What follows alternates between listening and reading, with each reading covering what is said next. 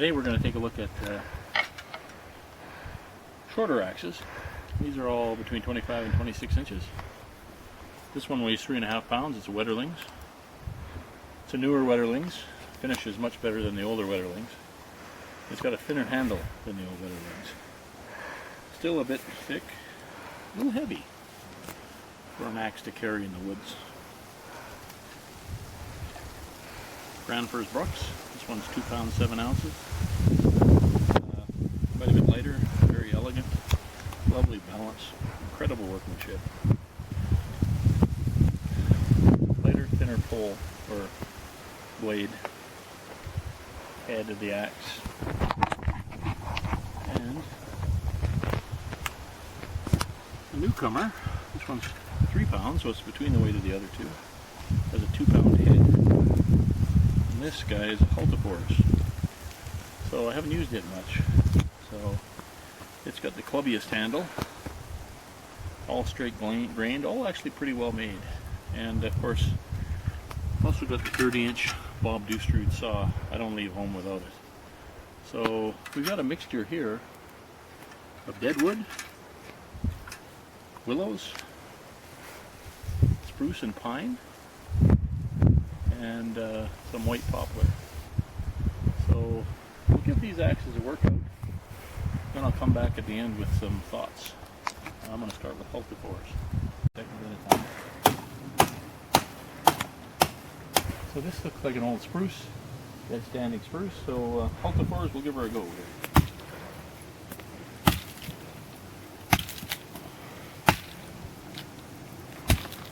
Oh, it's got a nice penetration.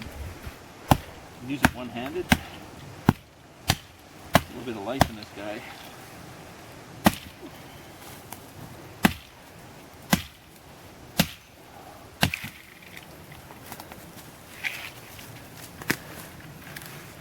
All axes are useful.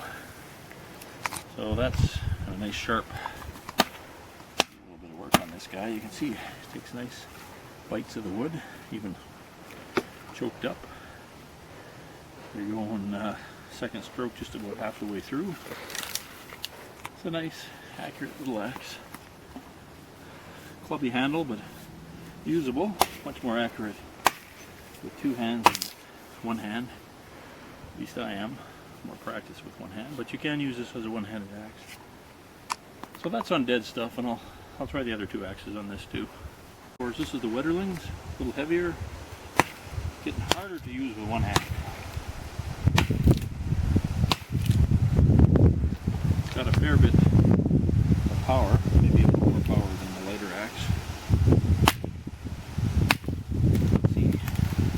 Again, very efficient. Both of those axes, quite efficient. Give the Gransfors a try on deadwood.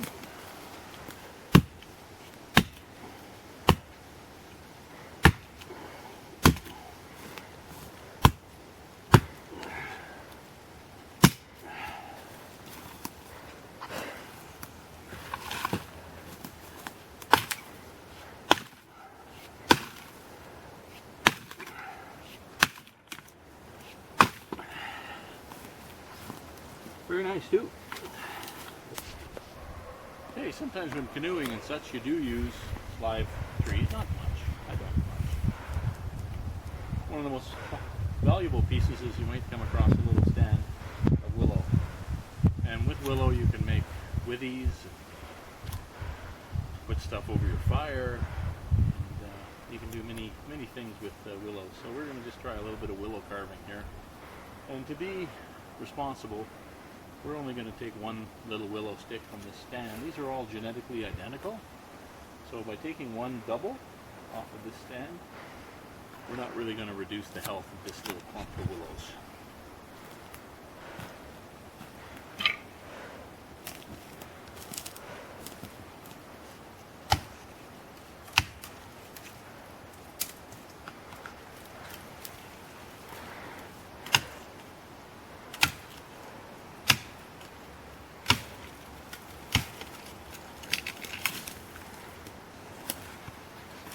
Notice how often it's quite handy to make a one-handed cut.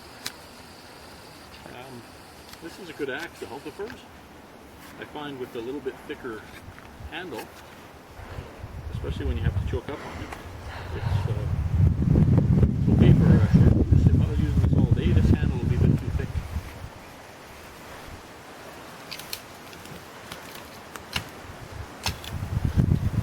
Okay, there's a little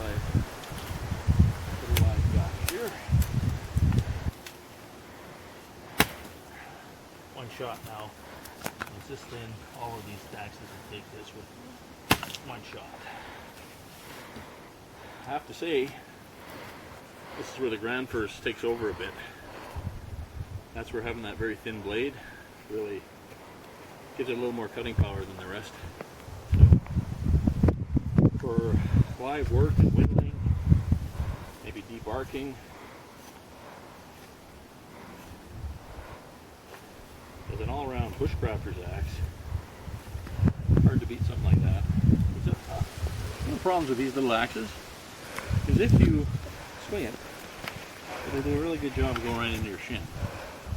And even though we're not very far out of town, we're far enough that I could die. Because my son couldn't carry my bulk anywhere. So they're a little dangerous. Any short axe is dangerous. The larger axes we looked at are a little safer. However, if we bend our knees and make sure we're hitting our target flat so that it's going to carry through into the dirt rather than into ourselves, we've reduced that dangerousness. It's still good to respect these. Try a little bit of splitting. Got a bit of a guard log here. And we'll start with the Hultafors.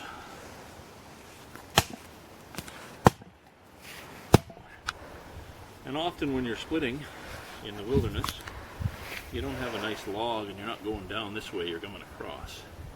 So then went all the way through, did not split that log because of the thin blade. Let's try the Wetterlings on the other side.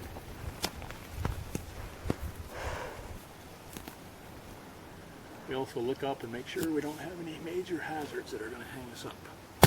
Okay, so that came a lot closer to splitting that piece. So having that big fat blade is a real help. Now I've done a lot of splitting with all of these axes, and I can tell you that the problem with the Hultafors is also the problem with the Gransfors. Not a great splitter, but you can make it split. Especially if you use a baton. You don't need to just use a baton with a knife. You can also use a baton with, once you got a nice check going, you can use a baton with your axe.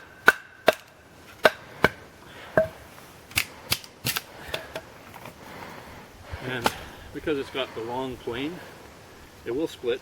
It's not as efficient. However, it's a pound less. This is my go-to axe, I have to say. For that pound makes a big difference.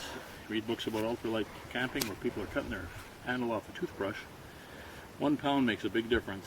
This is much more efficient with green work, with carving.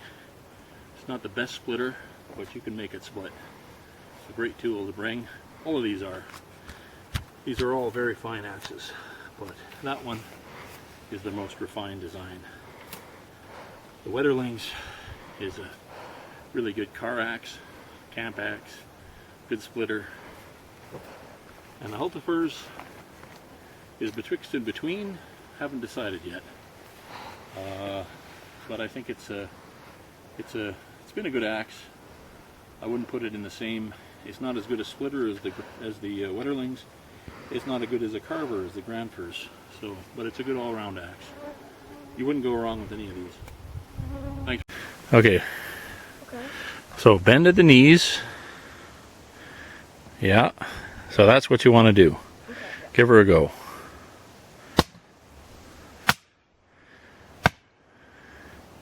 Okay, now when you got it that way, take the axe out. Put that up right. Stick the axe in the split. Stick the axe in the split. And don't cut yourself. You can choke up on the axe. And and then use that as a, that's good. Now I use that as a wedgie.